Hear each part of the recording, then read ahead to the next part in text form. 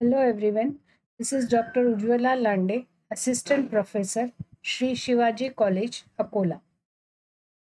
Topic for today's discussion is Modern Synthetic Theory of Organic Evolution.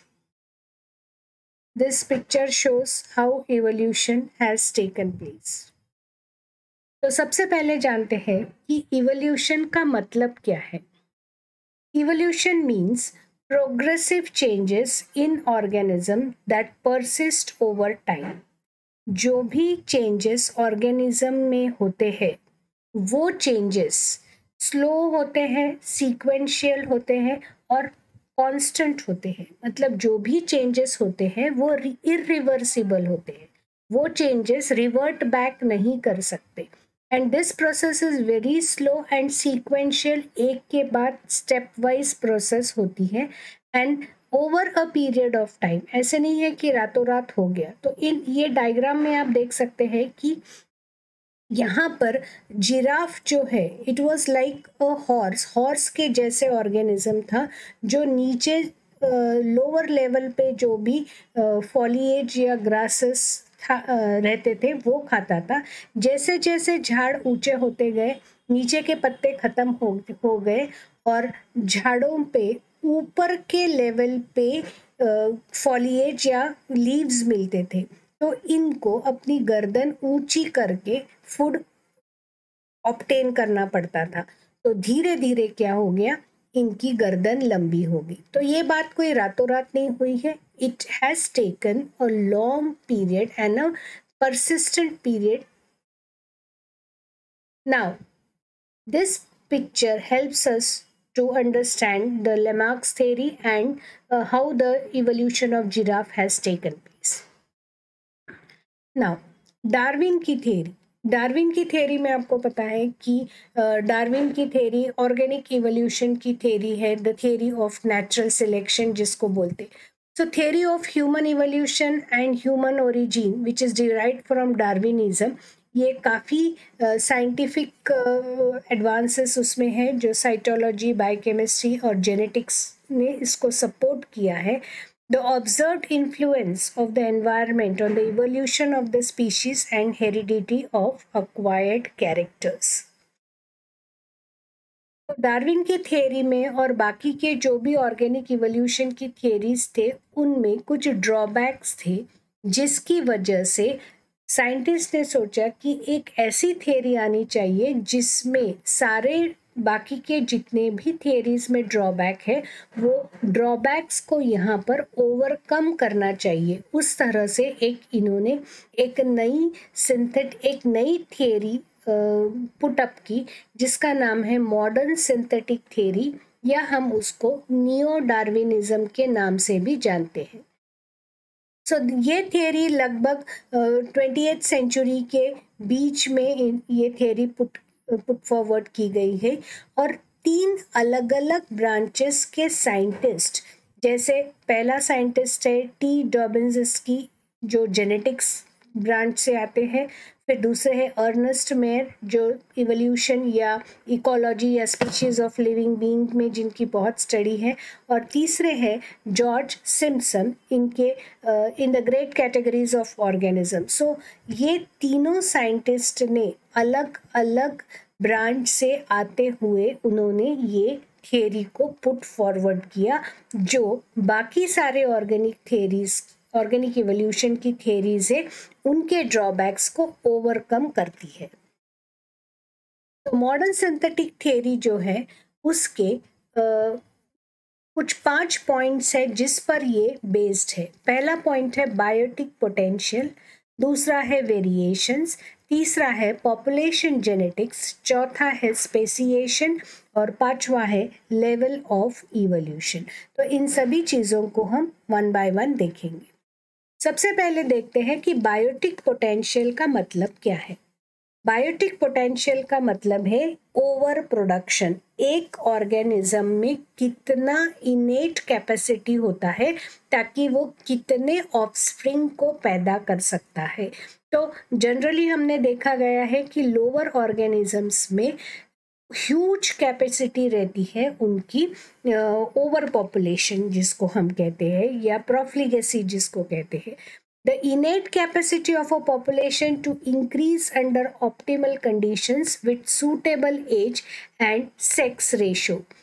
तो ideal condition में उसकी biotic reproductive capacity जो है, जो आइडियल कंडीशन से, मतलब उसको फूड सफिशिएंट मिल रहा है, उसके एनवायरनमेंट में अच्छा माहौल है और एनिमीज कम है, कॉम्पिटिटर्स कम है, ऐसे आइडियल कंडीशन में बायोटिक पोटेंशियल यानी रिप्रोडक्टिव कैपेसिटी बहुत ज़्यादा होती है.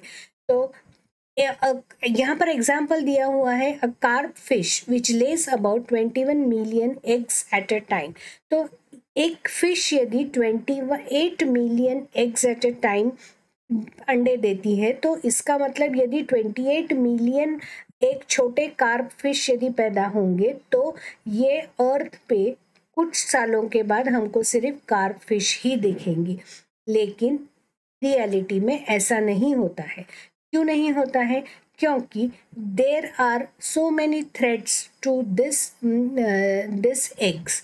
तो ये अंडों को या अंडे में से जो भी ऑर्गेनिजम्स बाहर निकल रहे, उनको बहुत थ्रेट है. हो सकता है दूसरे ऑर्गेनिजम्स ने कुछ अंडे खा लिए, या कुछ छोटे बच्चे थे उनको खा लिया. तो इस तरह से क्या हो जाएगा, 28 मिलियन एग्स भी यदि एक साथ में एक फिश ने, कार्प फिश ने ले किए हैं, तो भी एक्चुअल में बहुत कम मात्रा में कार्प फिश जिंदा रहेंगी. तो अपनी स्पीशीज जिंदा रखने के लिए इनका बायोटिक पोटेंशियल बहुत ज़्यादा होती है, रिप्रोडक्टिव कैपेसिटी बहुत ज़्यादा होती है, ताकि एटलीस्ट बहुत सारे के सारे जिंदा नहीं रहे तो भी कुछ हद तक बच्चे उनके जिंदा गए. So that is called as biotic potential. Second आता है वेरिएशंस. अब डार्विन ने दो टाइप के वेरिएशंस को रिकॉग्नाइज किया है. पहला है नॉन हेरिडिटरी एंड दूसरा है हेरिडिटरी.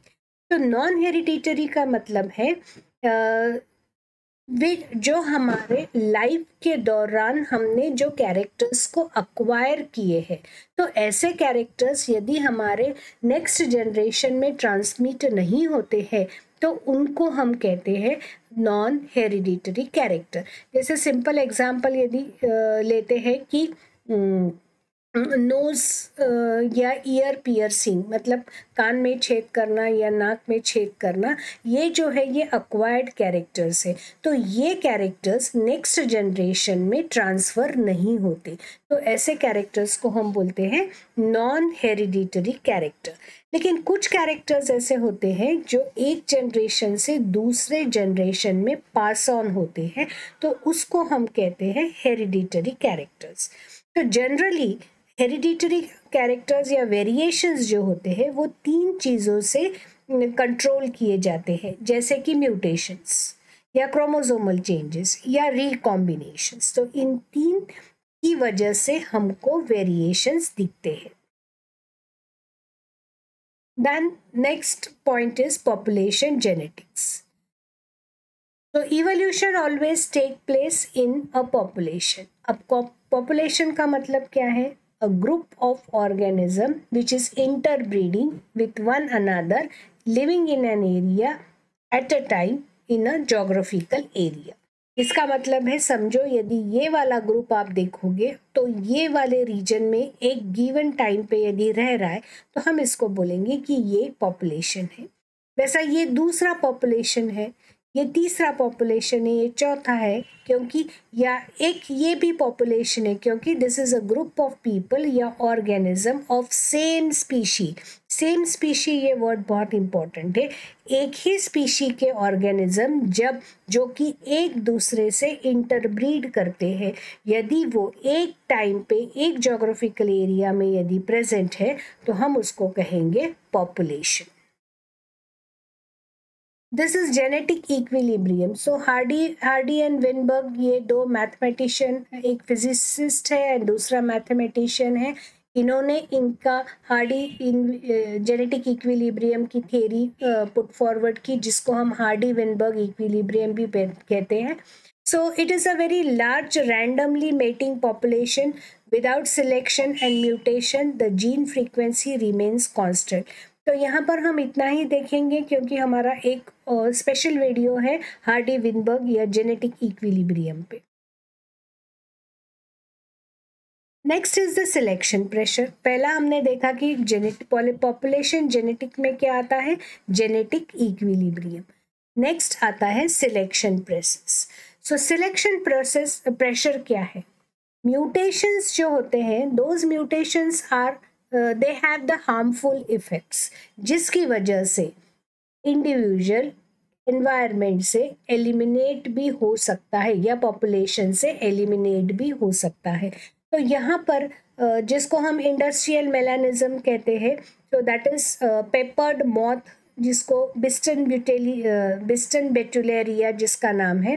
तो साइंटिस्ट फिशर ने ऐसे ऑब्जर्व किया, बर्मिंघम पैलेस इंग्लैंड में ऐसा देखा गया कि वहाँ पर जो झाड़ है वो झाड़ों पे वो झाड़ों पे लाइकेन की बहुत ग्रोथ होती है। तो लाइकेन जो होते हैं वो काले रंग का ग्रे कलर के होते हैं और वहां पर दो तरह के मॉथ पाए गए। तो इंडस्ट्रीज डेवलप होने के पहले, तो उसको हम बोलते हैं प्री इंडस्ट्रियलाइजेशन। तो इंडस्ट्रीज होने के पहले वहां पे दो तरह के मॉथ पाए जाते हैं। तो दो तरह के पेपर्ड मॉथ्स थे, एक का नाम था बिस्टन बिटुलेरिया और दूसरे का नाम था बिस्टन कार्बिनेलिरी। तो ये यहाँ पर आपको दिख रहा है ग्रे कलर का मॉथ है और यहाँ पर आपको दिख रहा है ब्लैक कलर का मॉथ। तो मॉथ जो है ये कुछ बर्ड्स का खाना है। तो ये प्लांट की या झाड़ का या ट्री का ट्रंक है, तो इस पे लाइकेन की ग्रोथ थी। लाइकेन मैं बता दूं आपको, it is a combined growth of algae and fungi.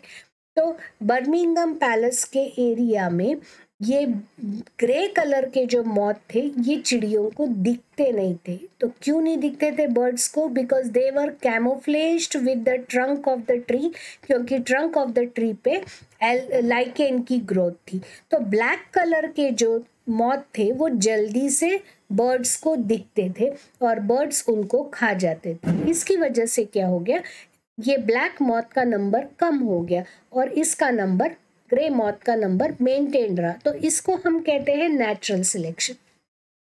अब कुछ सालों के बाद क्या हो गया, इंडस्ट्रीज का डेवलप हो गया, इंडस्ट्रियलाइजेशन की वजह से बहुत पोल्यूशन आ गया और पोल्यूशन की वजह से लाइकेन की जो ग्रोथ थी वो कम हो गई। जब लाइकेन की ग्रोथ कम हो गई तो ऑब्वियसली ग्रे कलर के मॉथ जो लाइकेन की वजह से छुप जा रहे थे वो अभी दिखाई पड़ने लगे। लेकिन वहाँ पोल्यूशन बहुत ज़्यादा था, तो सूट जो धुआं निकलता था उसमें से कुछ कार्बन पार्टिकल्स निकलते थे, वो कार्बन पार्टिकल्स यहाँ पर सेटल हो जाते थे ट्रंक ऑफ द ट्री पे। तो जिसकी वजह से उसका फायदा मिल गया काले रंग के मॉथ को। तो काले रंग के मॉथ अभी छुपने लग गए और ग्रे कलर के मॉथ थे वो दिखने लग गए। तो ऑब्वियसली बर्ड्स ने इनको खाना शुरू कर दिया।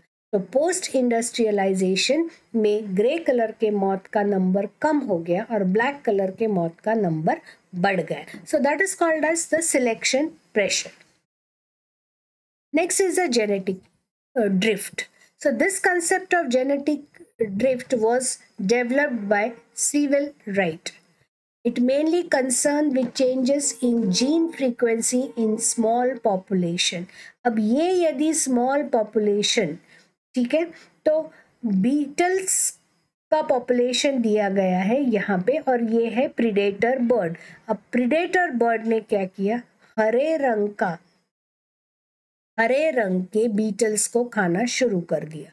हरे रंग के बीटल्स को क्यों खा रहा है, क्योंकि ये ब्राउन कलर के पेड़ पे उनको ब्राउन कलर के बीटल्स दिख नहीं रहे हैं, इसकी वजह से ग्रीन कलर के बीटल अच्छे से दिख रहे हैं, तो इसको इन्होंने खाना शुरू कर लिया। इसकी वजह से ब्राउन कलर के बच गए and therefore there is a resulting increase in brown gene frequency. अब स्पेसिएशन, अर्नेस्ट मेयर ने स्पेसिएशन का डेफिनेशन दिया हुआ है कि a species is an actually or potentially interbreeding population that does not interbreed with other such population when there is no opportunity to do so. यहाँ पर ये इनिशियल पीरियड में एक सिंगल स्पीशी हमको दिख रही है। फिर यहाँ पर हमको दिख रहा कि कुछ है स्टार्च फूड और ये है माल्टोस फूड। कुछ जनरेशन के बाद हमको ऐसे दिखा कि 8 और मोर जनरेशन्स के बाद ऐसे दिखा कि उनमें कुछ भी सेपरेट स्पीशीज, नो इंटरब्रीडिंग इनमें हमको दिखने लग गया।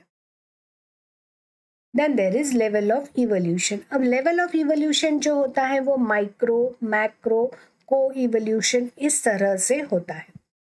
तो गोल्डस्मिथ ने ये डिवाइडेड इवोल्यूशन इनटू 2 टाइप्स। पहला है माइक्रो स्पीशीज, माइक्रो इवोल्यूशन, जिसमें the sub species of origin of smaller evolutionary differences, मतलब इवोल्यूशन तो हो रहा है लेकिन बहुत ही माइन्यूट मॉर्फोलॉजिकल चेंजेस इसमें दिख रहे हैं, इसलिए हम इसको बोलते हैं माइक्रो इवोल्यूशन। मैक्रो इवोल्यूशन का मतलब है कि this is adaptive radiation also. ये मॉर्फोलॉजिक, ये एक बटरफ्लाई है, इसमें से ये अलग अलग इवॉल्व हुए स्पीशीज, तो इसके जेनरा अलग अलग हो गए। तो differentiation of a group of animals by adaptive radiations, तो जेनरा एक है लेकिन इसके स्पीशीज अलग अलग हो गए। So this is called as adaptive radiation. तो मॉडर्न सिंथेटिक थियरी और डार्विन की थियरी में क्या फर्क है? We can summarize the important differences of modern synthetic theory of evolution with theory of Darwin in the following way. It accepts random genetic changes as a mechanism of the important evolution in addition to the mechanism of natural selection. So that is all about the theory of evolution. Modern synthetic theory of evolution. Thank you.